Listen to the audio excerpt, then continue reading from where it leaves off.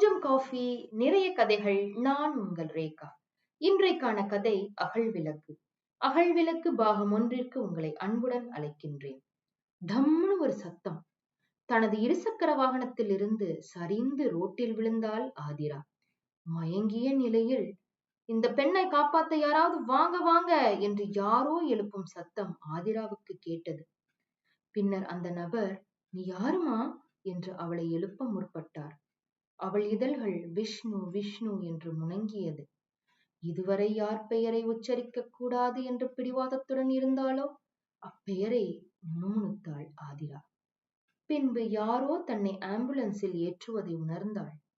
அதன் பிறகு ஆழ்ந்த மயக்கத்திற்குள் சென்று விட்டாள். அவள் மனக்கண்ணில் விஷ்ணுவின் முகம் தோன்றியது. அம்முகம் அவளை பல வருடங்கள் பின்னோக்கி அழைத்துச் சென்றது.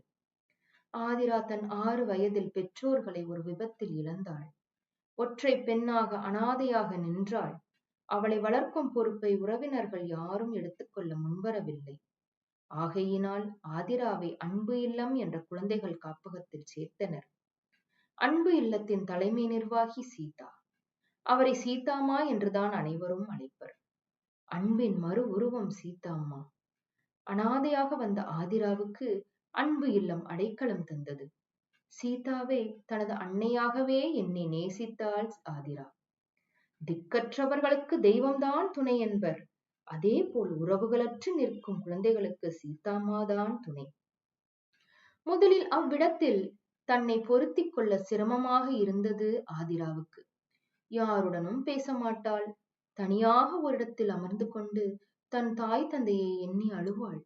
தன்னை அனைவரும் கைவிட்டதை எண்ணி வருத்தப்படுவாள். சீதாம்மா அவளிடம் பொறுமையாகவும் அன்பாகவும் பேசி அந்த அன்பு இல்லத்தை அவளது இல்லமாக நினைக்க வைத்தார். நாட்கள் செல்ல செல்ல ஆதிரா அந்த அன்பு இல்லத்தின் ஒரு உறுப்பினராகவே மாறிவிட்டாள். அன்பு இல்லத்தில் நடத்தப்பட்ட பள்ளியிலேயே படிக்க ஆரம்பித்தாள் ஆதிரா. ஆதிராவுக்கு நடனம் என்றால் உயிர். அதை தெரிந்து கொண்ட சீதாம்மா அவளுக்கும் அதே போல் ஆர்வம் இருக்கும் மற்ற குழந்தைகளுக்கும் நடன பயிற்சிக்கான ஏற்பாடை செய்தார். அனைவரையும் அன்போடு அரவணைக்கும் சீதாம்மாவுக்கு ஏனோ ஆதிராவின் மீது தனிப்பட்ட அன்பு உண்டு. ஆதிரா தன் பெற்றோர்களின் மரணத்தை அருகில் பார்த்த மிரட்சியில் வெகு நாட்களாக இருந்தாள். சீதாம்மா தன் அன்பினால் அவளை சகஜ நிலைக்கு கொண்டு வந்தார்.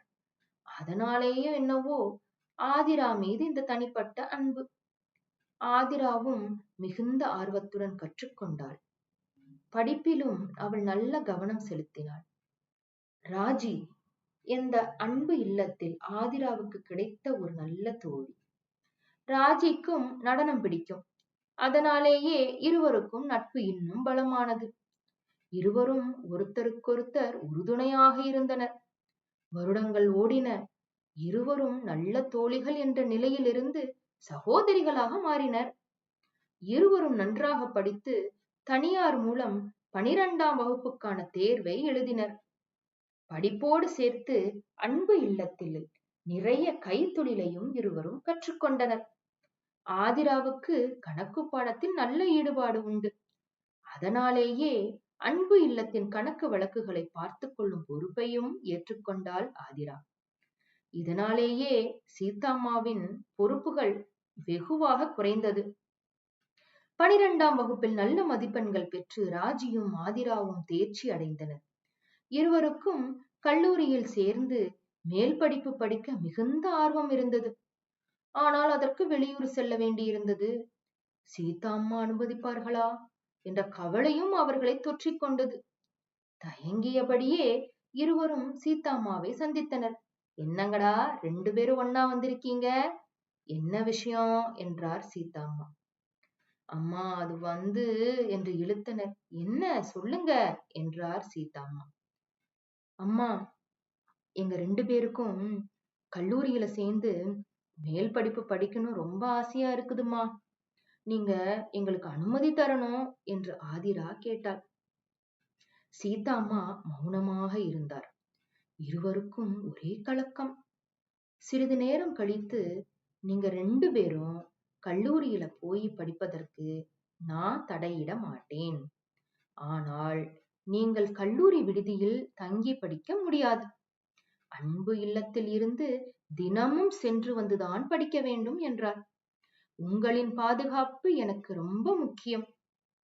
மேலும் என்னால கல்லூரி படிப்புக்கு தேவையான செலவுகள் முழுவதையும் பார்த்துக் கொள்வது கடினம் என்றும் கூறினார். இதற்கு நீங்கள் ஒப்புக்கொண்டால் கல்லூரிக்கு சென்று படிப்பதற்கு நான் தடையிட மாட்டேன் என்றார் சீதாம்மா. இருவரும் ஓடிச் சென்று சீதாம்மாவை கட்டிக்கொண்டு, நன்றிம்மா, நாங்க நீங்க சொல்றபடியே செய்றோம் என்று செல்லமாக கொஞ்சினர். மேலும் நாங்க பெற்றிருக்கும் மதிப்பெண்கள் கல்லூரியில உதவித்தொகையும் கிடைக்கும் என்ற வாய்ப்பு இருக்கு என்றனர். அவர்கள் இருப்பது திருமங்கலத்தில். அதனால் மதுரையில் உள்ள கல்லூரிகளில் விசாரிப்பதாகவும் தெரிவித்தனர். ஓரளவுக்கு திருப்தி அடைந்த சீதாம்மா சம்மதம் தெரிவித்தார். போதும் போதும், இப்படியே கொஞ்சி கொஞ்சியே என்னை ஏமாத்திடுங்க. சரி சரி, எந்த கல்லூரிய தேர்வு செய்ய போறீங்கன்னு எனக்கு தெளிவா சொல்லணும்.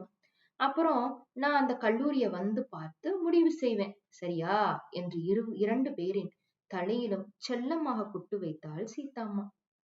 இருவரும் சம்மதம் பெற்ற மகிழ்ச்சியில் துள்ளி குதித்து ஓடினர். சீதாம்மா சந்தோஷத்தில் கண் கலங்கினார். அடுத்து என்ன நடந்தது இனி வரப்போகும் பாகங்களில் தெரிந்து கொள்ள